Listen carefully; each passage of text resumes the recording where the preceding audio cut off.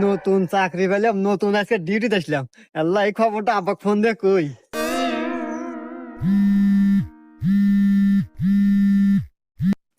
হ্যাঁ বাজান। হ্যালো আব্বা। আব্বা, আমি নতুন চাকরি পাচ্ছি, পুলিশের চাকরি পাচ্ছি। কই? তুই কি করিস বাজান? তুই পুলিশের চাকরি পাচ্ছু?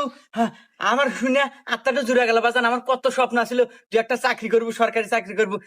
যাক বাজান, আমি খুব খুশি হয়েছি বাজান তুই চাকরি পাচ্ছু। আব্বা, ওই আমাদের বাড়ির পাশে যে টয়লেট মোড় আছে না, রাস্তা, এই রাস্তায় আজকে আমি ডিউটি করতেছি, তুমি আসো দেখা হয়ে যাও।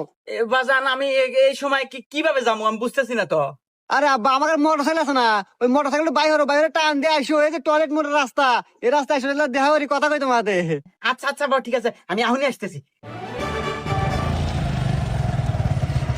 বাজান আয়, আমার বুকে আয়। আব্বা, বুয়ে পরে যাইতেছি। তুমি মোটর সাইকেল নিয়ে পারাইছো, তোমার মাথায় হেলমেট নাই, 500 টাকা জরিমানা দাও।